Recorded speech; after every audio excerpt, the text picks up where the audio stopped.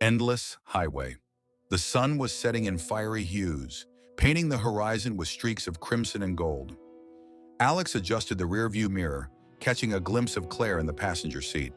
Her eyes were glued to her phone, scrolling through playlists as the muffled hum of the car's tires against the asphalt filled the silence.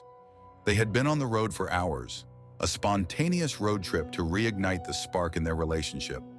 Or at least that was the plan. "What about this one?" Claire asked, cueing up a song from their college days.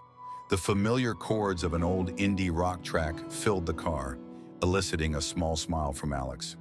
"Perfect," he said, tapping his fingers on the steering wheel in rhythm. But as the song played on, Claire's expression shifted, her brow furrowing. "Wait, didn't we already pass that sign?" she asked, pointing out the window. Alex glanced to where she was gesturing. A rusted green road sign with the words "Silver Pines 10 miles" stood crookedly by the roadside. He shook his head. "No, I don't think so. You're imagining things." Claire didn't respond, but her unease was palpable. A few minutes later, the same sign appeared again. "Silver Pines, 10 miles." "Okay, now I'm sure we've passed that before," Claire said, sitting upright. "What's going on?" Alex slowed the car, the headlights cutting through the encroaching darkness. The road ahead stretched endlessly, a straight line disappearing into the night. "Maybe it's just a coincidence," he offered, though his voice betrayed his own doubt.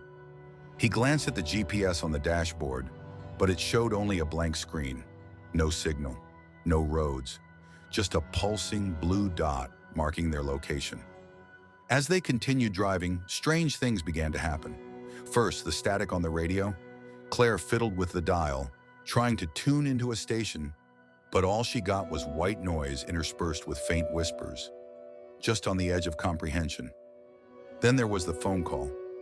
Claire's phone rang, the screen lighting up with a number she didn't recognize. Tentatively, she answered. "Hello?"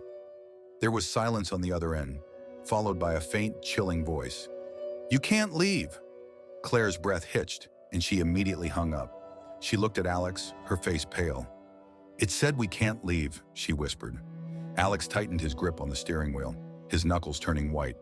"It's probably just a prank, some weirdo spoofing numbers." But Claire wasn't convinced, and neither was Alex. The air in the car grew heavy, oppressive, as if the very atmosphere was conspiring against them. The headlights illuminated the road ahead, and for a moment Alex thought he saw a figure standing by the roadside. But when he blinked, it was gone. Hours passed, or maybe it was only minutes. Time seemed to lose all meaning. The couple's conversation grew sparse, each lost in their own thoughts. The road was unchanging, lined with skeletal trees that loomed like silent sentinels. The Silver Pines 10 miles sign continued to reappear at irregular intervals, a mocking reminder of their predicament. Then they began to find objects on the road. First, it was Claire's scarf, the one she had lost on a previous trip years ago. Then Alex's old watch, the one he thought he had left behind at his parents' house. Each item was carefully placed in the center of the lane, as if waiting for them. "This doesn't make any sense," Claire said, her voice trembling. "How are these things here?" Alex didn't have an answer.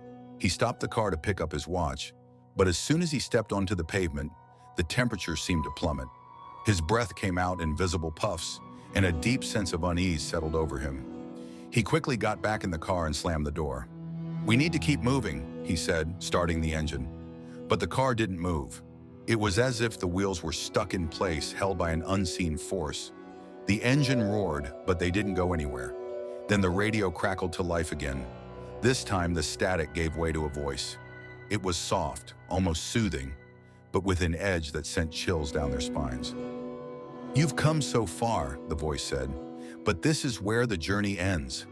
Claire screamed as the windows began to frost over from the inside, obscuring their view. The temperature continued to drop, and Alex's breath fogged up in front of him. He slammed his fists against the steering wheel. "What do you want from us?" he yelled. The voice on the radio didn't answer. Instead, the frost on the windshield began to form shapes, words. They read, "Turn around." With no other options, Alex threw the car into reverse and began backing up. The headlights revealed the same endless road stretching behind them, but now the trees seemed closer. their gnarled branches reaching out like grasping hands. They drove in silence, the tension in the car thick enough to cut with a knife. But after a few minutes, they realized they weren't going backward at all.